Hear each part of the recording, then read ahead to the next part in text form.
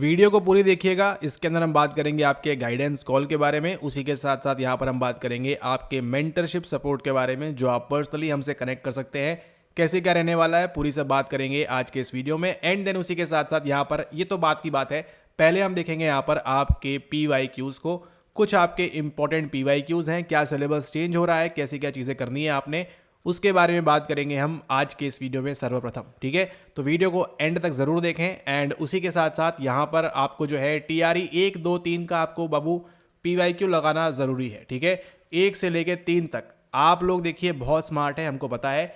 अगर हम बोल देंगे आपने ये करना है तो आप एड़ी चोटी का जोर लगा देंगे एंड उस चीज़ को आप कर डालेंगे, तो उसको प्लीज़ कर डालिए। ठीक है, TRE 1 से लेके 3 तक अगर कोई हमारे फाउंडेशन कोर्स का बच्चा है, कोई GC और PS का सब बच्चा है यहाँ पर, तो आपको TRE 1 से 3 तक का पूरा यहाँ पर चीज़ें कंठस्थ होनी चाहिए, याद होनी चाहिए, मेमोराइज होनी चाहिए, रटा हुआ होना चाहिए, क्योंकि यहाँ से PYQ आपको वो फेंकेगा आगे जाकर। ओके, ऑल राइट, स्टार्ट करते हैं। सबसे पहले चलते हैं कहाँ पर, हम सबसे पहले चलते हैं कोई भी रैंडम पेज पे चलते हैं और यहाँ पर देखते हैं आपका ये सवाल के बारे में।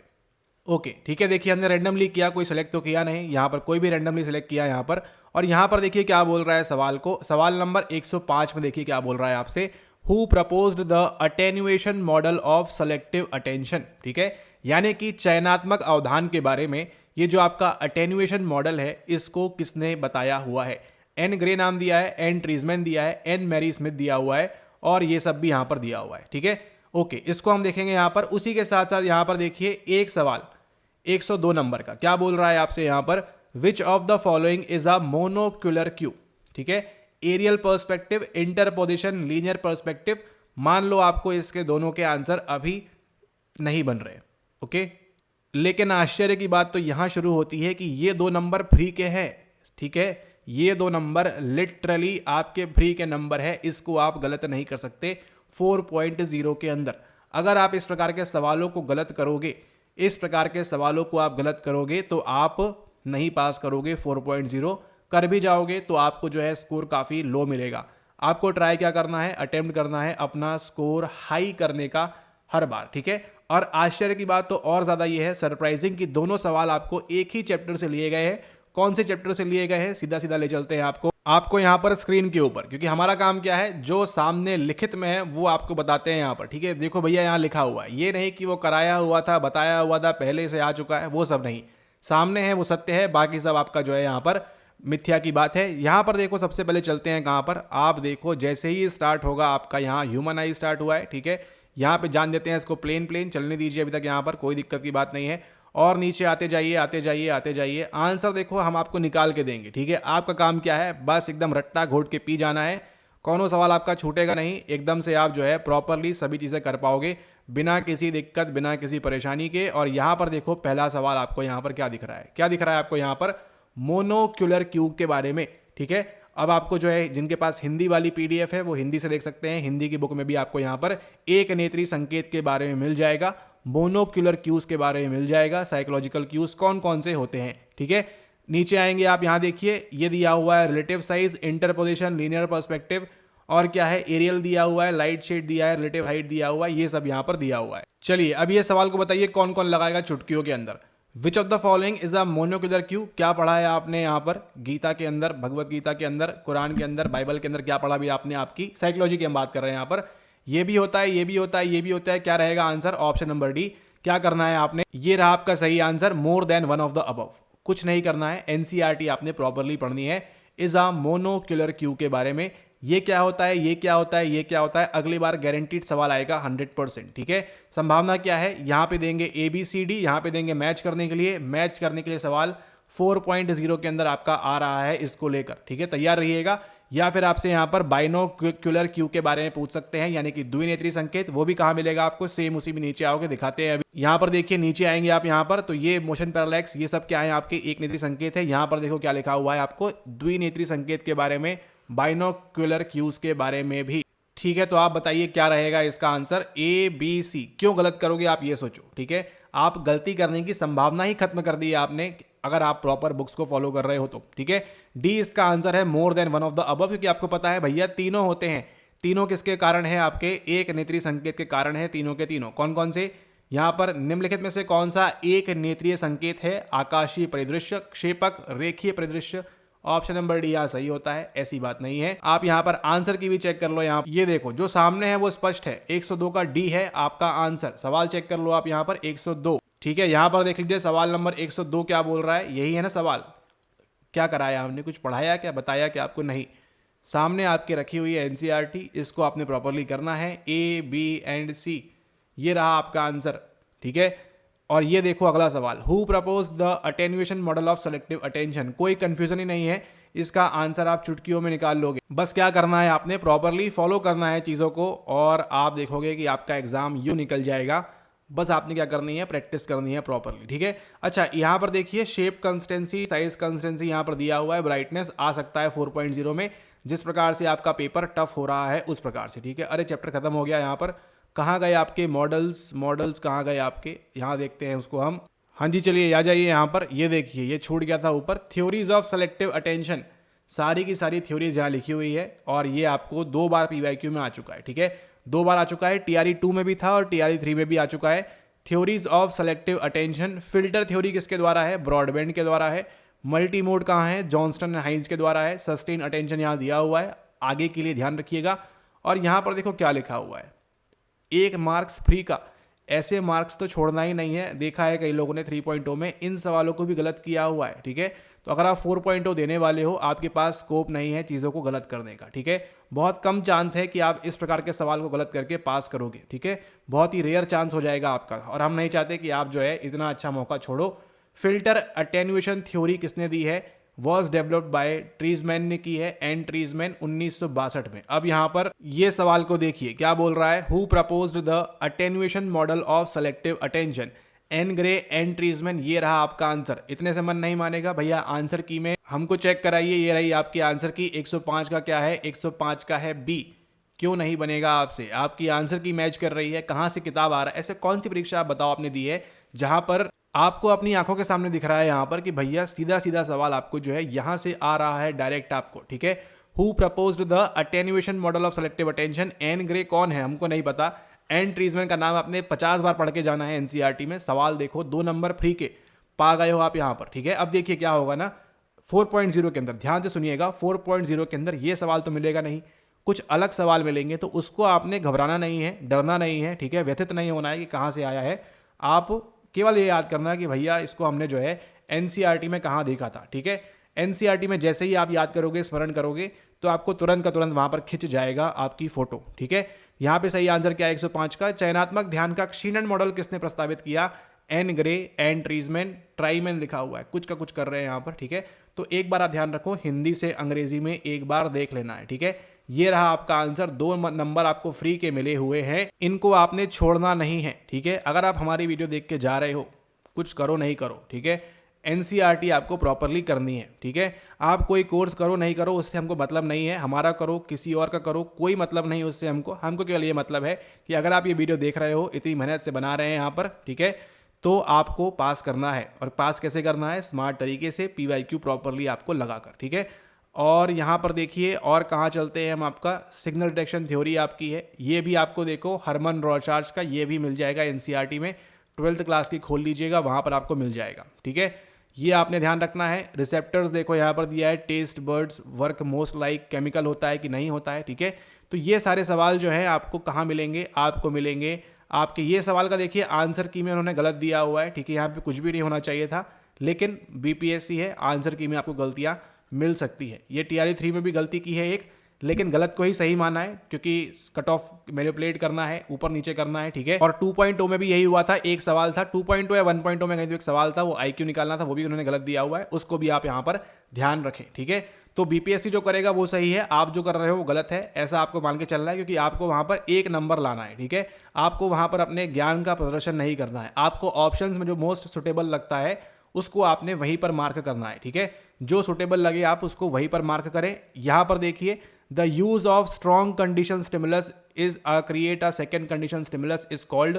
क्या होता है इसके अंदर से, ये भी आप देखोगे, डीप में पढ़ोगे तो आपको मिल जाएगा एनसीईआरटी के अंदर इस प्रकार से सभी के सभी सवाल, ठीक है। 4.0 आपका टफ रहने वाला है, सवालों का पैटर्न चेंज होगा। और यहाँ पर देखो ये जो सवाल है आपका कहाँ गया, ये आ गया आपका how many cells are in the model of structure of intellect. अगर आप इसको देख के घबरा रहे हो और आप सोच रहे हो कि हमको पूरा पढ़ना पड़ेगा, नहीं, एनसीईआरटी प्रॉपरली करो। 180, 160, 190 आपको इंटेलिजेंस वाले चैप्टर के अंदर आपको यहाँ पर देखने के लिए मिल जाएगा बड़े आराम से, ठीक है। पार्ट 2 साइकोलॉजी आपकी स्टार्ट होती है यहाँ पर, पार्ट 2 यहाँ पर आपकी स्टार्ट होती है और पार्ट 3 है सॉरी यहाँ पर, ठीक है। तो ये आपको ध्यान रखना है। कन्फर्मिटी, कंप्लायंस, सोशल फैसिलिटेशन, सारा का सारा आपको जो है एनसीईआरटी से उठाया हुआ है, ये और कहीं से नहीं आया है, एनसीईआरटी से उठाया है, इसको आपने प्रॉपरली करना है, ठीक है। तो एनसीईआरटी आपके लिए वेरी वेरी इंपॉर्टेंट है, ये आपको ध्यान रखना है। बेसिक पुस्तकें तो आपकी एनसीईआरटी हैं, हाई लेवल की जो हमने बताई थी पिछले वीडियो के अंदर वो तो आपका एक्सेप्शन है, आपने एनसीईआरटी पढ़ लिया है, बोर हो रहे हैं, कुछ एक्स्ट्रा नॉलेज गेन करना है तो उसके लिए पढ़ना है। लेकिन रिविजन, मैक्सिमम प्रैक्टिस कहाँ से चलेगी आपकी? मैक्सिमम प्रैक्टिस चलेगी आपकी इसी वाले जो साइकोलॉजी पोर्शन आपका एनसीईआरटी वाला है वहाँ से आपकी चलेगी मैक्सिमम टू मैक्सिमम, ठीक है, ओके। और यहाँ पर देखिए क्या है, व्हाट इज सेलेक्टिव अटेंशन। ये देखो फिर से एक ही चैप्टर से 3 सवाल।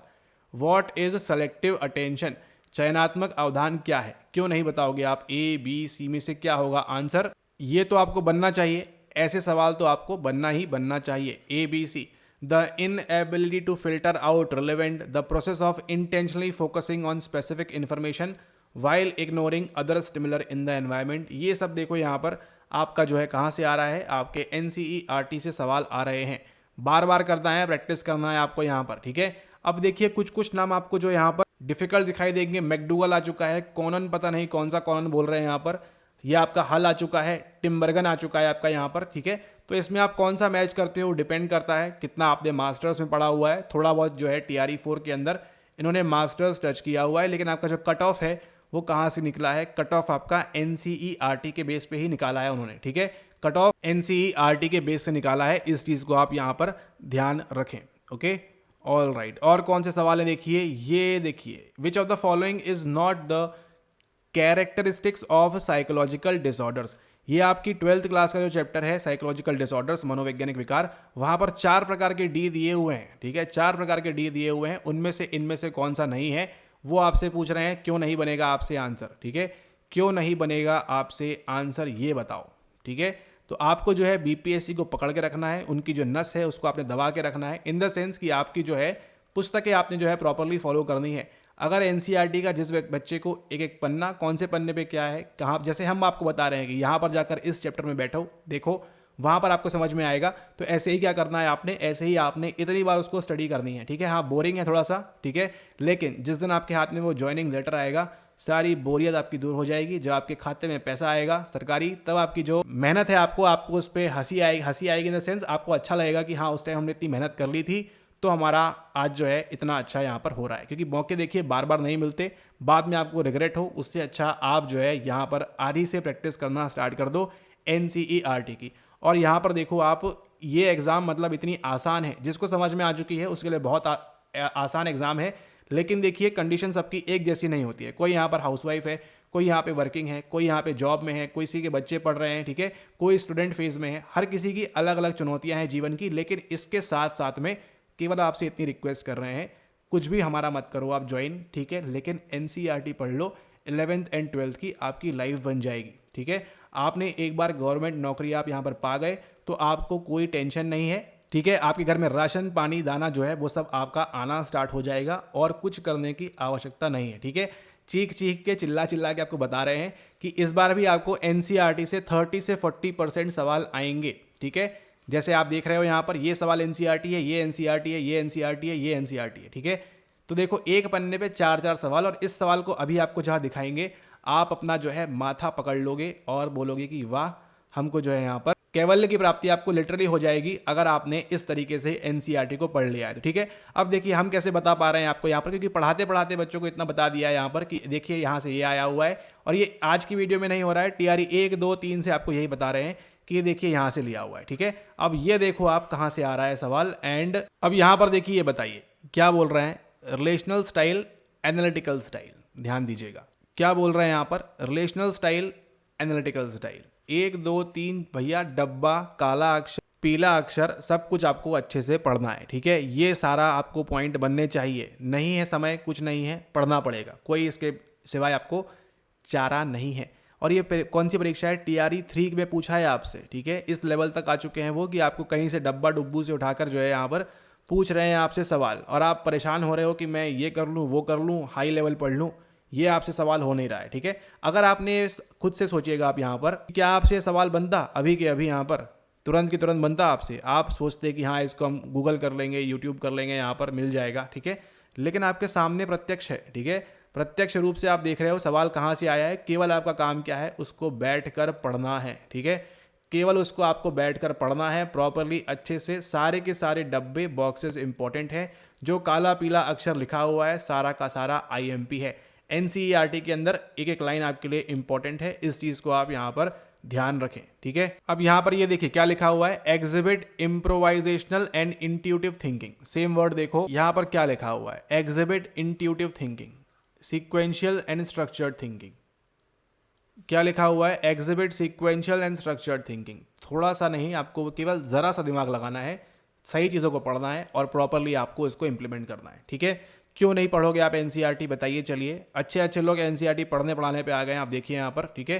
तो ये आपको करना है और NCERT को आपने अच्छे से पढ़ के जाना है। मैक्सिमम सवाल TRE 4.0 के अंदर आपके जो है कहाँ से आएंगे, ये आपको पिछले वीडियो में दिखाया था ये सवाल भी आपका NCERT से है, ये भी NCERT से है, और भी कई सारे सवाल जो हैं आपके NCERT से हैं। और सेम चीज़ रिपीट होगी कहाँ पर आपकी, सेम चीज़ आपकी रिपीट होगी आपके 4.0 के अंदर। तो प्लीज़ प्लीज़ प्लीज़ आपसे हाथ जोड़ के विनंती है, अगर आप ये सरकारी नौकरी पाना चाहते हैं तो आप यहाँ पर NCERT को इम्पोर्टेंस देंगे बहुत ज़्यादा, ठीक है।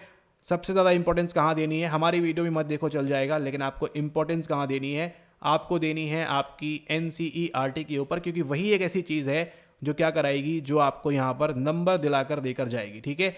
एक एक नंबर आपको जो है प्रॉपरली मिल जाएंगे और आप जो है अच्छे से एग्जाम में क्वालिफाई करेंगे, ठीक है। अब देखिए यहाँ पर, अब ये तो बता दिया क्या पढ़ना है। अब यहाँ पर देखो आप ये सवाल, ठीक है, ये कौन से सवाल नहीं पढ़ना है उसकी भी आपको जो है बुद्धि देते हैं। अगर जिन लोगों को पता है अच्छी बात है, काफ़ी समय से वीडियो देख रहे होंगे हमारी, नहीं पता है तो यहाँ सीख लीजिए आज, ठीक है।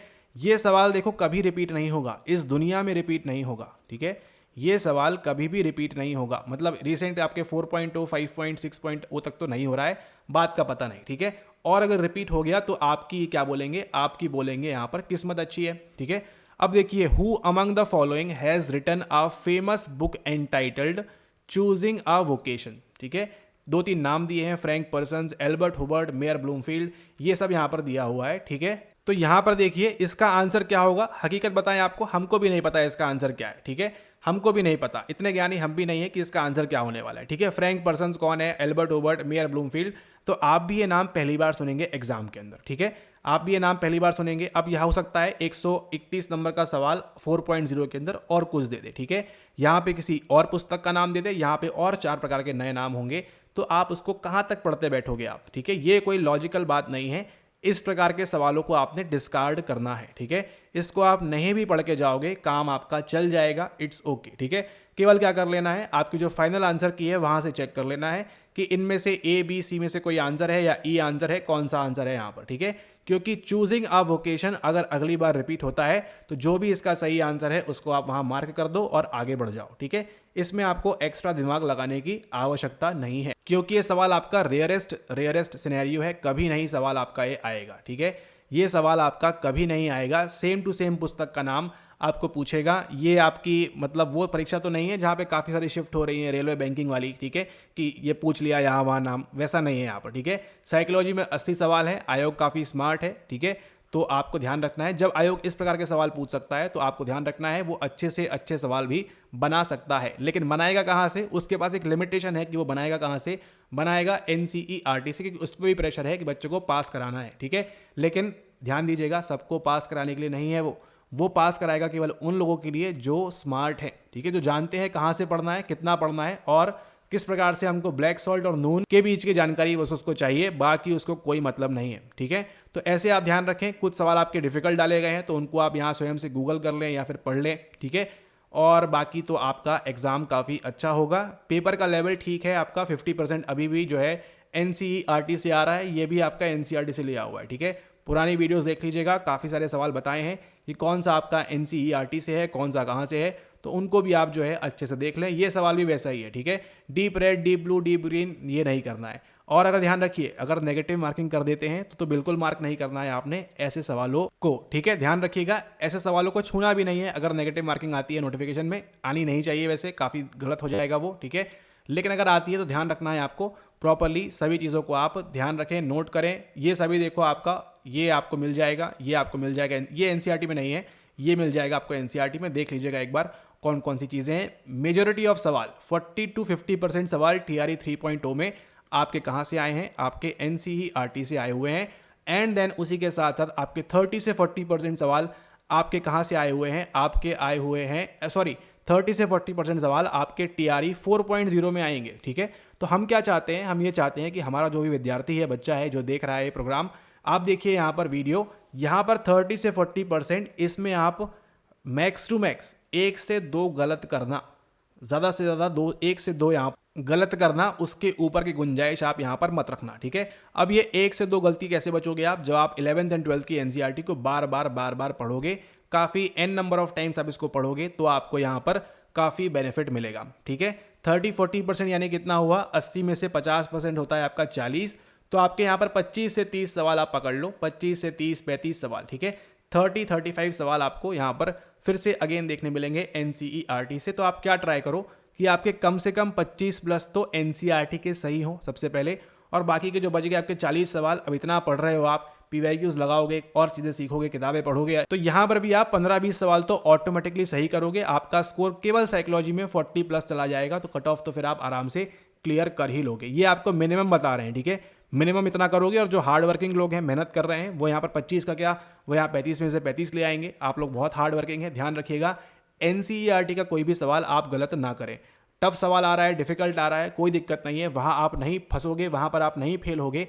लेकिन अगर आपने NCERT के सवाल गलत कर दी तो आपको 5.0 फिर से देखना पड़ सकता है, और वो भविष्य में कब आएगा इसके बारे में ना आपको जानकारी, ना हमको, ना किसी और को जानकारी है, ठीक है। क्योंकि 2026 में क्या होने वाला था, खैर ठीक है। यहाँ पर देखिए आपके लिए 4.0 आ रहा है, तो अच्छे से प्रिपेयर करना है आपको। हर बार आप देखो यहाँ पर तीसरी चौथी वीडियो लगातार आ रही है यहाँ पर, तो आपको केवल एक चीज़ फोकस रखनी है, वो क्या है, वो है आपकी NCERT, ठीक है। शीघ्र अतिशीघ्र आपका जो है यहाँ पर क्या आ जाएगा, आपका नोटिफिकेशन आ जाएगा। आप परेशान होगे, और OTR वगैरह देखिए क्या बोल रहे हैं, ये सब होगा, ये सब होता रहेगा, ये सब आपका हो जाएगा, कोई दिक्कत की बात नहीं है। जानकारी के लिए आप देख लीजिए, लेकिन परेशान नहीं होना है कि मेरा तो ये नहीं हो रहा है, वो नहीं हो रहा है। जब नोटिफिकेशन में जो आएगा उसके अकॉर्डिंगली आपको एक्ट करना है। अभी कहाँ ध्यान देना है, पूरा का पूरा फोकस 11th एंड 12th की NCERT के ऊपर फोकस करना है, ठीक है। हम भी वेट कर रहे हैं आपके नोटिफिकेशन का। जैसे ही नोटिफिकेशन आ जाएगा तो और मज़ा आएगा पढ़ने में, पढ़ाने में, तो ठीक है, तो वो भी और अच्छा लगता है, ठीक है। थोड़ा सा मोटिवेशन मिलता है यहाँ पर, तो आप भी ध्यान रखें इस बात को। लेकिन एज अ स्टूडेंट आप ध्यान रखें यहाँ पर कि NCERT की रीडिंग आपने डेली करनी है, ठीक है। डेली एक चैप्टर की रीडिंग करनी है, सुबह 11वीं की, शाम को 12वीं की। इस प्रकार से आप जो है उस सर्कल में, उस कंटिन्यूशन में आप यहाँ पर बने रहेंगे, एंड कोई भी ऐसा टॉपिक आपसे छूटेगा नहीं। अभी आपने देखा यहाँ पर क्या बोला हमने आपको यहाँ पर दिखाया कि भैया बॉक्स से भी सवाल आ रहा है, ठीक है। तो इस बात की आप इंपॉर्टेंस को समझो, ठीक है। बॉक्स से सवाल इतना डिफिकल्ट इसके पहले नहीं आया था, 3.0 के पहले, ठीक है। आया था लेकिन बहुत इजी वाला था, जो बन जाता आपसे, ठीक है। शायद तक वो आपका लर्नड हेल्पलेसनेस के ऊपर, अधिगत असहायपन के ऊपर वहाँ पर था, तो वो आपसे बन जाता, तो उसको आप यहाँ पर देख लेना, ठीक है। लेकिन बॉक्सेस इंपॉर्टेंट हैं, ब्लैक जो शब्द लिखे हुए हैं वो इंपॉर्टेंट है, इसको आप प्रैक्टिस करोगे, इतने में ही आपकी इतनी तगड़ी तैयारी हो जाएगी, आप PYQs ये चुटकियों में निकालना स्टार्ट कर दोगे, ठीक है। ओके, तो आई होप आपको वीडियो पसंद आया होगा। अब हम बात करते हैं उस चीज़ के बारे में जो है आपका यहाँ पर GC, और एक है आपका यहाँ पर MS, ठीक है।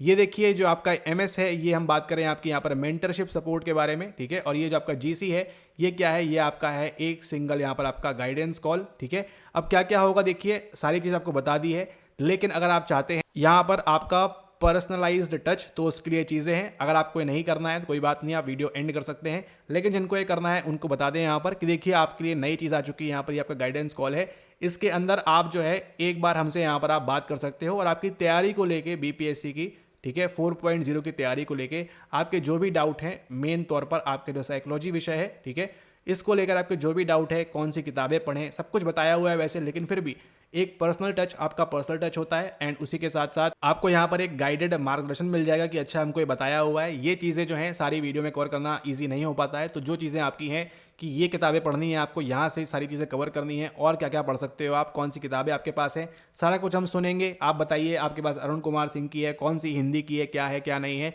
वो सब आपने पढ़ना है कि नहीं पढ़ना है, किसको डिस्कार्ड करना है, किसको क्या करना है, ठीक है। तो उन सब के बारे में भी बात करेंगे यहाँ पर। तो ये आपका जो है 1 घंटे का आपका यहाँ पर गाइडेंस कॉल रहेगा, तो इसको आप ले सकते हैं, फ़ोन पे आप बात कर लेना हमसे, ठीक है। सारा कुछ बता देंगे जब तक आप संतुष्ट नहीं होते हैं कि हाँ अब मेरे को पता है कि मुझे क्या करना है, आगे किस प्रकार से करना है। आपके इन 80 नंबर्स के लिए आपके साइकोलॉजी में आप देखिएगा आपके इसके बाद नंबर्स काफ़ी इंक्रीज हो जाएंगे, आपको और बेहतर तरीके से मालूम रहेगा कि हाँ मुझे ये चीज़ें करनी है, मुझे ये चीज़ें नहीं करनी है, किन चीज़ों को अवॉइड करना है उसके बारे में, ठीक है। तो एक तो ऑप्शन है आपके पास यहाँ पर गाइडेंस कॉल, जो आप हमसे 1 घंटे तक आराम से 1 घंटा तो आपको यहाँ पर बता रहे हैं, और उससे ज़्यादा भी अगर आप ले लोगे तो यहाँ पर कोई दिक्कत की बात नहीं है। At the end of the day until and unless आप संतुष्ट नहीं होते कि ठीक है मुझे सब क्लैरिटी है यहाँ पर, तब तक आप यहाँ पर बात कर सकते हैं हमारे साथ। तो इस गाइडेंस कॉल को लेने के लिए आपने क्या करना है, आपने यहाँ पर व्हाट्सएप करना है, ठीक है। और ऑब्वियस सी बात है यहाँ पर आपका ये पेड रहेगा, तो इस पर व्हाट्सएप कर लेना आप, वो बता देंगे आपको कैसे क्या करना है, और फिर एक टाइम डिसाइड होकर वहां पर आप ये चीज़ कर पाएंगे। Alright, okay. अब हम बात करते हैं यहाँ पर आपके मेंटरशिप सपोर्ट के बारे में। अब ये देखिए यहाँ क्या रहेगा, मेंटरशिप सपोर्ट में जिस दिन से आप यहाँ पर मेंटरशिप सपोर्ट में ज्वाइन करेंगे उस दिन से आप जो है हमसे व्हाट्सएप पे कनेक्ट हो जाएंगे, ठीक है। व्हाट्सएप पे आप जो है यहाँ पर जो भी आपके डाउट्स हैं एग्जाम तक, ठीक है, या आपके TRE 4.0 के एग्जाम तक आपको जो है कंटिन्यूस सपोर्ट मिलेगा हमारा यहाँ पर, ठीक है। व्हाट्सएप के ऊपर वॉइस नोट के माध्यम से कभी आपने कॉल कर लिया, हमने कॉल कर लिया, आपको किसी तैयारी चल रही है आपकी, ठीक है। ये भी डिपेंड करता है आपका कितना इंटरेस्ट है तैयारी को लेकर, ठीक है, आप कितना अच्छे तरीके से चाहते हैं, ठीक है। तो आप यहाँ पर ये मेंटरशिप सपोर्ट भी ले सकते हैं। व्हाट्सएप पे सारी चीज़ें आपकी हो जाएंगी, आप हमसे पर्सनली यहाँ पर कनेक्ट रहेंगे आपके एग्जाम तक, ठीक है। तो और आपका एग्जाम बहुत ही बढ़िया होगा साइकोलॉजी में।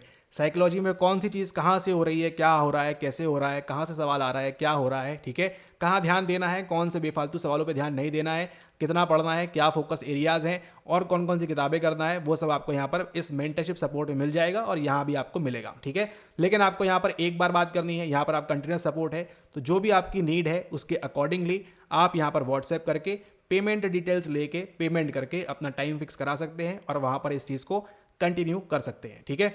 ऑलराइट, एग्जाम पास TRE 4.0 आप तीनों कंडीशन में करोगे। अगर आप कुछ भी ज्वाइन नहीं करते हो तो भी आप पास करोगे, यूट्यूब वीडियोस देख रहे हो, गाइडेंस कॉल के माध्यम से आप और जो है उसकी जो चांसेस है पास होने की उसको और इंक्रीज करोगे कि अच्छा ठीक है, और मेंटरशिप सपोर्ट से आप तो कंफर्म करोगे, 100% आपका यहाँ पर क्लियर हो जाएगा। साइकोलॉजी आपका बहुत तगड़ा होगा। बाकी भी आप GS भाषा का अपना देख सकते हैं स्वयं से, लेकिन साइकोलॉजी की आप टेंशन छोड़ सकते हैं कंप्लीटली। उसके लिए आपका मेंटरशिप सपोर्ट है और आपका यहाँ पर गाइडेंस कॉल है। तो जिसके लिए भी आप इंटरेस्टेड है यहाँ पर व्हाट्सएप कर दीजिए, मैसेज उनको भेज दीजिए कि हमको यहाँ पर गाइडेंस कॉल चाहिए है या फिर हमको मेंटरशिप सपोर्ट चाहिए है। जो भी आपको चाहते हैं उसकी पेमेंट डिटेल्स लें और स्टार्ट करें जर्नी हमारे साथ में विथ पर्सनल टच, ठीक है। और फिर ताकि आप बाद में एक बढ़िया सुंदर सा इंटरव्यू दे सकें अपनी सरकारी नौकरी के साथ में। पिछले 3 बार से लोग सेलेक्ट हो रहे हैं, आप भी होंगे और तगड़े तरीके से होंगे, क्योंकि पेपर का लेवल जो है हाई जा रहा है, टफ जा रहा है। सारी सीटें नहीं भराएंगी, ठीक है, ध्यान रखना है। 1700 का केवल आपको यहाँ पर जो बोल रहे हैं, नोटिफिकेशन में जो बात होगी वो फाइनल होगी, ठीक है। और सारी सीटें नहीं भराती हैं, ना इसके पहले भराई है और ना अभी भराएंगी, ठीक है। आपको ध्यान रखना है, आपकी एक सीट है, उसके लिए आपको मेहनत करनी है। कट ऑफ 60 के ऊपर रहने की संभावना है, 60, 70, 80 कुछ भी जा सकता है यहाँ पर, क्योंकि वो तो चाहते हैं कि कम से कम बच्चा पास करें ताकि अगली बार फिर से वैकेंसी निकाल के सरकार का फायदा हो। लेकिन आपको क्या ध्यान रखना है, आप स्वयं के लिए बैठे हो, सरकार के लिए आप नहीं बैठे हो, ना ही आयोग के लिए, ठीक है। आपको मतलब है अपनी एक सीट से, और आप देख रहे हो इस चैनल को सब्सक्राइब जरूर कर दीजिएगा। और बाकी अन्य वीडियो के लिए आप जो है और वीडियोस देख सकते हैं, और हम बात करेंगे आगे आने वाले वीडियोस में और इसी प्रकार से PYQs के बारे में और कौन कौन से टॉपिक्स हैं जहां पर आपको फोकस करना है। Thanks for watching the video, have a nice day ahead.